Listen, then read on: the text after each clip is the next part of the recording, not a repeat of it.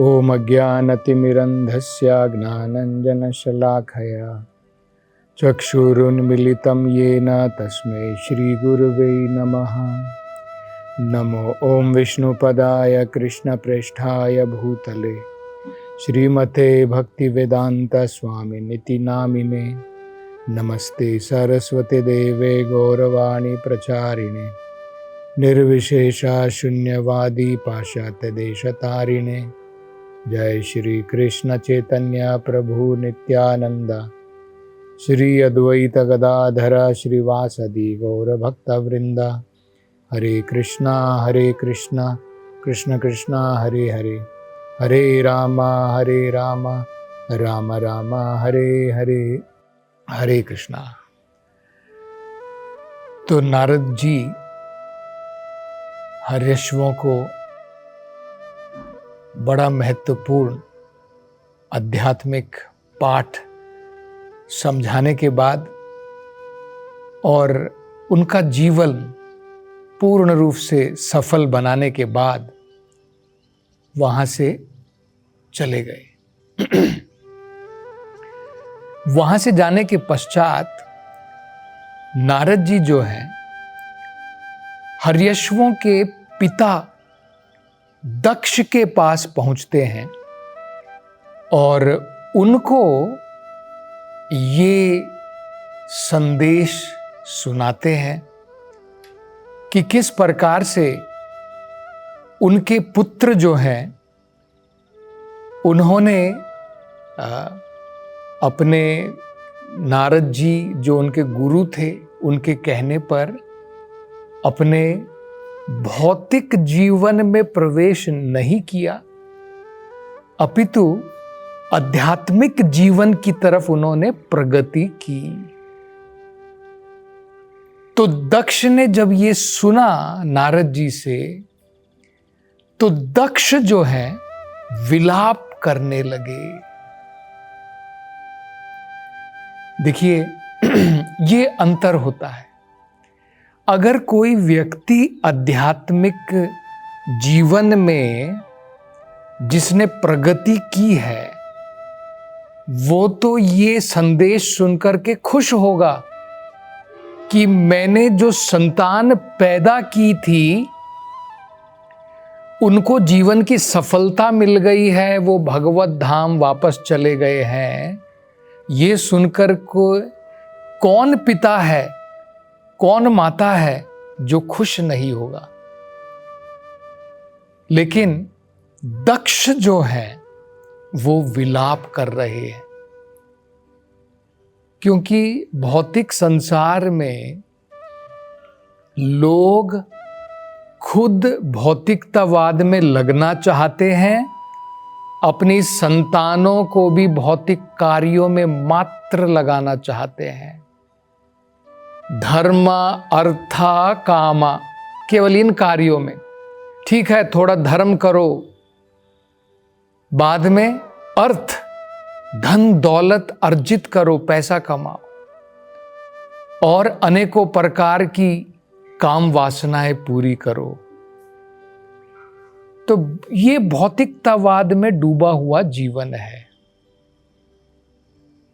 लेकिन जो व्यक्ति आध्यात्मिकता में प्रगति कर चुका है उसे ये ज्ञान है कि मेरे पिता बनने की सफलता तभी है जब मेरी संतान उसको मैंने इस लायक बना दिया है कि वो इस भौतिक संसार से मुक्ति की प्राप्ति कर सके। ये भागवत में कहा है, पिता सन स्यात् माता सन स्यात् गुरुर सन स्यात् नह मोचयेत यह समुपेत्युम मृत्युम। जो व्यक्ति अपने ऊपर जो उनके ऊपर निर्भर है उनको अगर वो इस संसार की जन्म मृत्यु के चक्र से छुटकारा अगर नहीं दिला सकता है तो उसे माता पिता या गुरु नहीं बनना चाहिए। मोचयेत का मतलब होता है मुक्ति दिलाना। समुपेत्य मृत्युम, जो मृत्यु, जन्म मृत्यु आने वाली है हमेशा, जो जन्म लेगा उसे मरना पड़ेगा। तो जब तक हम इससे, इस काल चक्र से छुटकारा नहीं पा लेते हैं, जब तक मुक्ति प्राप्ति नहीं हो जाती है, हमें बार बार संसार में आकर के जन्म लेकर के कष्ट भोगने पड़ेंगे।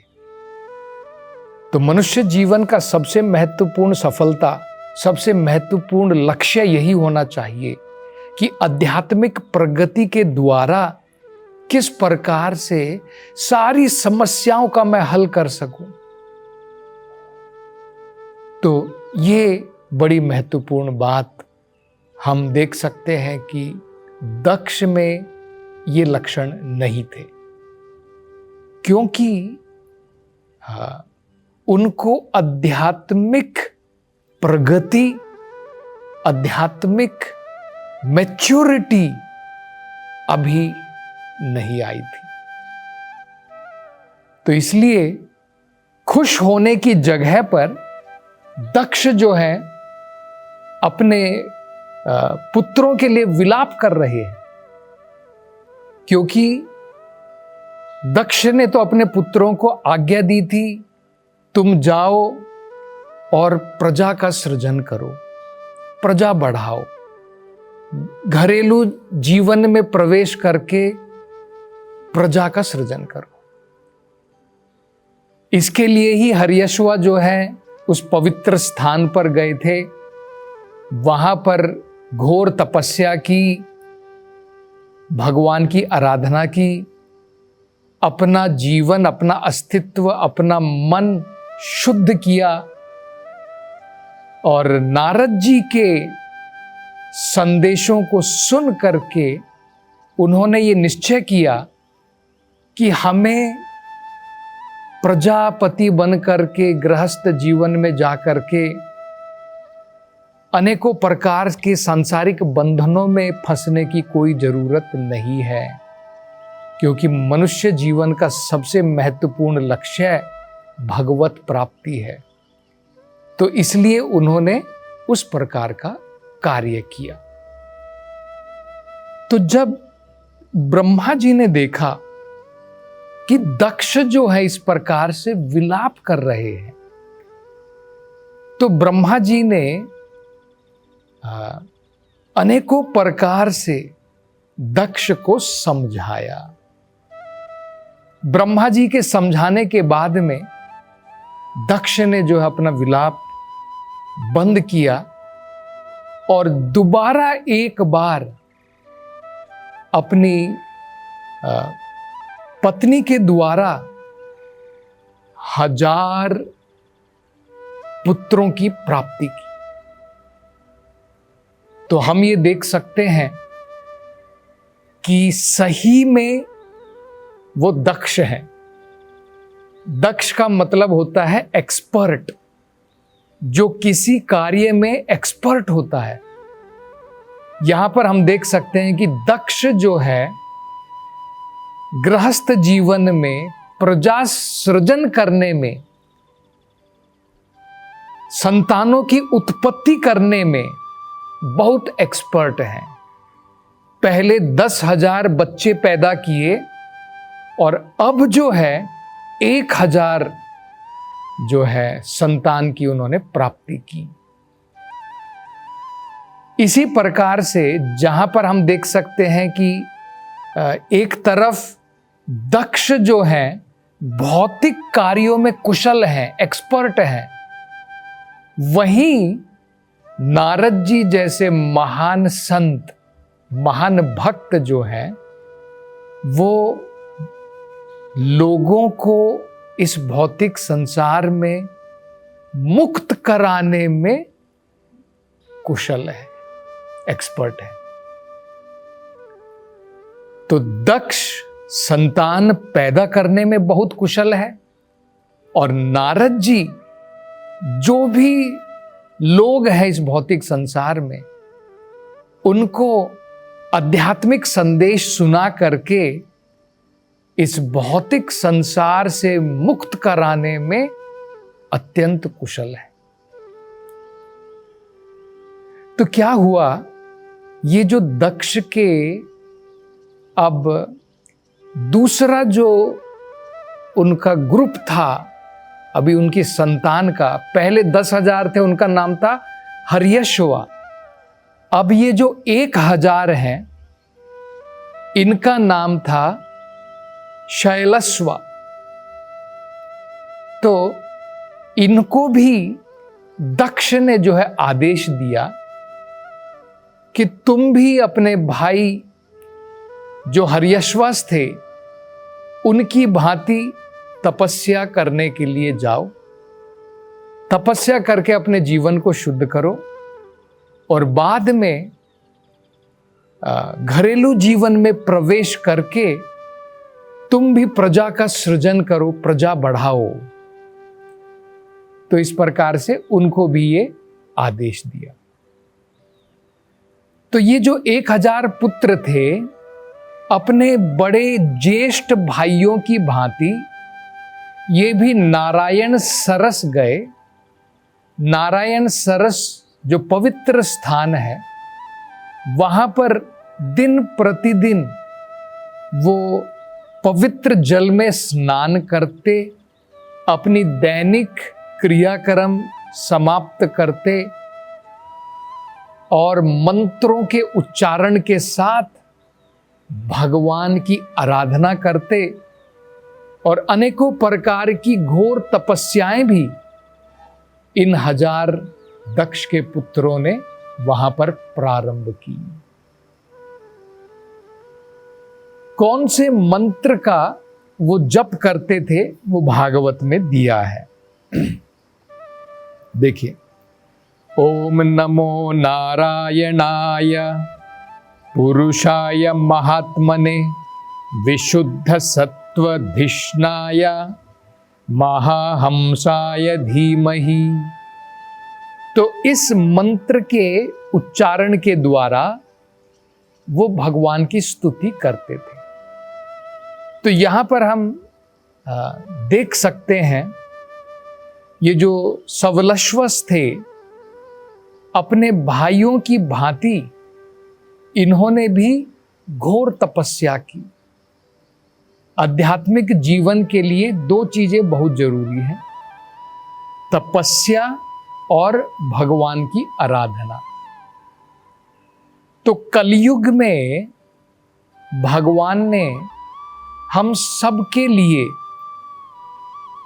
एक प्रकार से भगवान ने नियम जो है बड़े सरल कर दिए हैं। हमें इस प्रकार की घोर तपस्या कलयुग में करने की जरूरत नहीं पड़ती है। कलयुग के अंदर में अगर हम 4 प्रकार के पाप कर्म से दूर रहें और अगर हो सके तो रोज पवित्र नदियों में स्नान करें।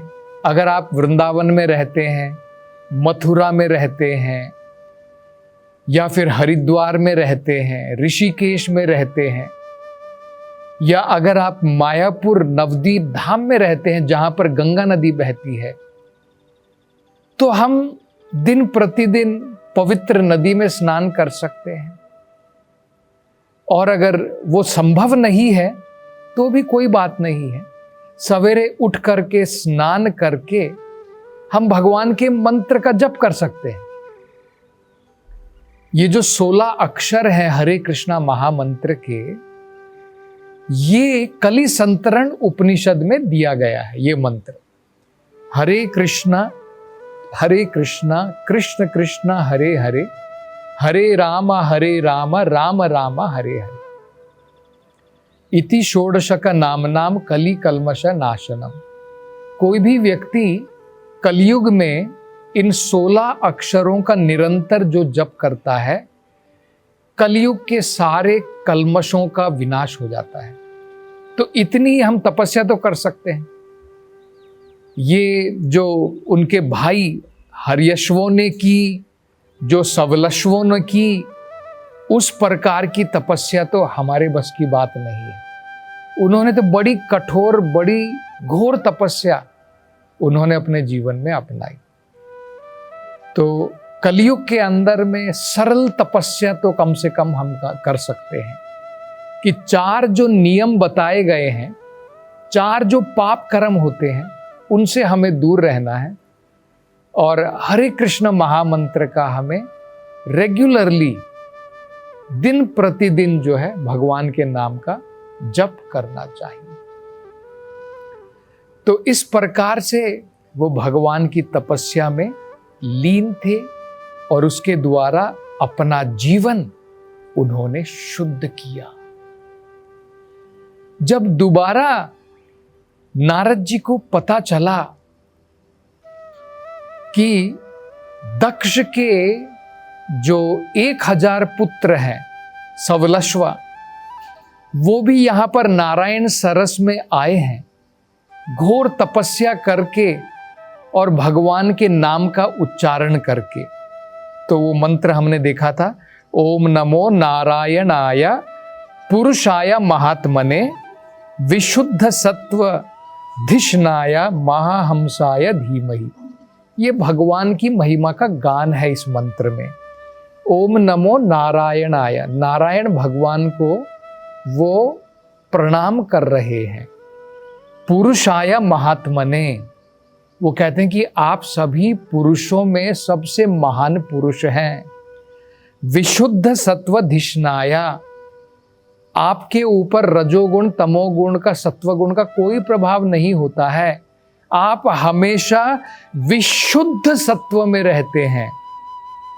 महाहंसाय धीमहि, और आप हंसों में भी परम हंस हैं।